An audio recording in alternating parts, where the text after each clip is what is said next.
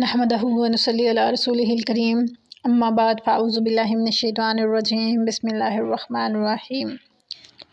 جب اللہ تعالیٰ نے حضرت آدم علیہ السلام اور بی بی حوا علیہ کی توبہ قبول کر لی تو حضرت حوا علیہ السلام کے بطن مبارک سے بچوں کے پیدائش کا سلسلہ شروع ہوا، اور قدرت الہی ایسی تھی کہ جب بھی بچے پیدا ہوتے تھے تو جڑواں بچے پیدا ہوتے تھے، ایک لڑکا ہوتا تھا اور ایک لڑکی ہوتی تھی، اور حضرت آدم علیہ السلام خدا کے حکم سے پہلے جڑواں بچوں کا دوسرے جڑواں بچوں سے نکاح کر دیتے تھے۔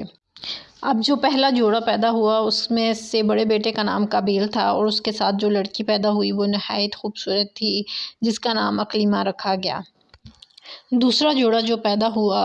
اس میں لڑکے کا نام حابیل رکھا گیا، اور اس کے ساتھ جو لڑکی پیدا ہوئی وہ کچھ زیادہ خوبصورت نہیں تھی۔ جب حضرت آدم علیہ السلام نے ان دونوں جوڑوں کے نکاح کا ارادہ فرمایا تو قابیل نے یہ کہہ کر انکار کر دیا کہ میں صرف اپنے ساتھ پیدا شدہ لڑکی سے ہی نکاح کروں گا، یعنی میں اقلیمہ سے نکاح کروں گا، حالانکہ دستور کے مطابق اقلیمہ کا نکاح حابیل سے ہونا تھا۔ تو جب حضرت آدم علیہ السلام نے یہ دیکھا کہ قابیل بہت ضد کر رہا ہے اور وہ اس بات کو ماننے کے لیے تیار نہیں ہے، تو حضرت آدم علیہ السلام نے حابیل اور قابیل سے کہا کہ تم دونوں اللہ کی راہ میں قربانی کرو، جس کی قربانی قبول ہو جائے گی وہ اس کا نکاح اس لڑکی سے کر دیا جائے گا۔ اور اس زمانے میں قربانی کی قبولی کہ جو بھی قربانی کی جاتی تھی اس کو کسی کھیت میں یا اونچی جگہ پر پہاڑ پر رکھ دیا جاتا تھا، آسمان سے آتی تھی آگ اور اس قربانی کو جلاتی تھی، تو مطلب یہ ہوتا تھا کہ قربانی قبول ہو گئی ہے۔ اب حابیل جو تھا وہ مویشی چراتا تھا، تو اس نے اپنے مویشیوں میں سے بہترین حصہ نکالا، مطلب اچھا سا دمبا نکال کے اللہ کی راہ میں قربان کیا۔ اور حابیل کھیتی باڑی کرتا تھا، اس نے اپنی کھیتی میں سے گلا پرانا سا حصہ نکالا۔ اس کی سوچ یہ تھی کہ اس نے تو جل کر ویسے بھی سڑ ہی جانا ہے، تو اچھی چیز کو جلانے کی کیا ضرورت ہے، تو اس نے وہ گلا سڑا حصہ رکھا اللہ کی راہ میں، تو آگ آئی آسمان سے اور حابیل کی قربانی کو جلا دیا۔ تو مطلب یہ ہوا کہ حابیل کی قربانی قبول ہو گئی ہے۔ تو قابیل نے جب یہ دیکھا کہ حابیل کی قربانی قبول ہو گئی ہے اور میری قبول نہیں ہوئی تو وہ سخت غصے اور غضب کا شکار ہوا، اور اس نے تہیہ کر لیا کہ میں اب حابیل کو مار ہی ڈالوں گا۔ اور ایک دن اس کو موقع مل ہی گیا، جنگل میں حابیل ایک درخت کے نیچے سو رہا تھا کہ قابیل نے اوپر سے پتھر مار کر قتل کر دیا۔ اب قتل کرنے کے بعد اسے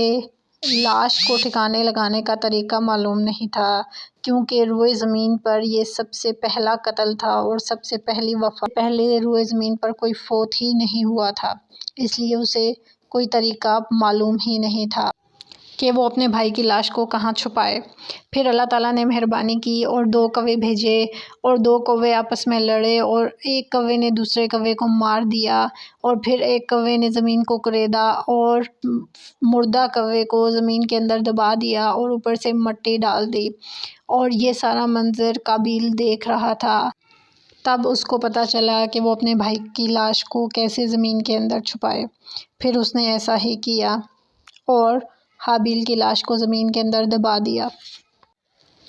ان دنوں حضرت آدم علیہ السلام مکہ کی طرف گئے تھے، اور جانے سے پہلے انہوں نے اپنی اولاد کی آسمان کے سپرد کرنا چاہی کہ آسمان میرے بچوں کی حفاظت کرے گا، تو آسمان نے انکار کر دیا۔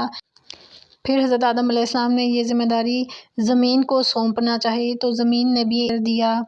پھر قابیل سے کہا، قابیل بیٹوں میں بڑا تھا تو قابیل سے کہا اور قابیل نے یہ ذمہ داری لے لی۔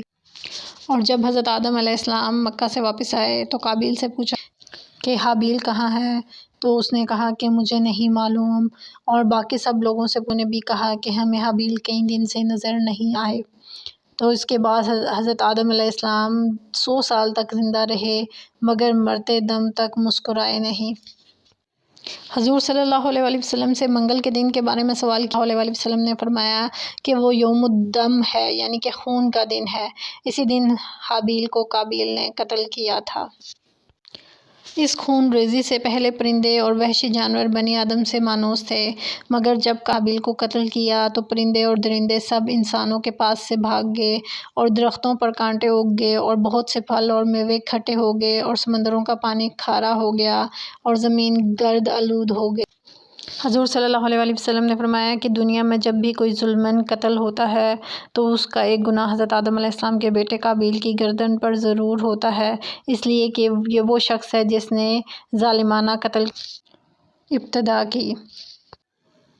حضرت آدم علیہ السلام نے قابیل کو اپنے دربار سے نکال دیا اور قابیل یمن کی سرزمین عدن کی طرف چلا گیا اور وہاں پر شیطان لعین انسانی صورت میں نمودار ہوا اور قابیل سے کہنے لگا کہ تمہارے بھائی حابیل کی قربانی اس لیے قبول ہوئی تھی کیونکہ اس نے آگ کی پرستش کی تھی، تو لہٰذا تم بھی آگ کی پرستش کرو۔ تو وہاں پر قابیل نے آگ کی پرستش شروع کر دی۔ تو قابیل پہلا شخص تھا جس نے زمین پر قتل کی ابتدا کی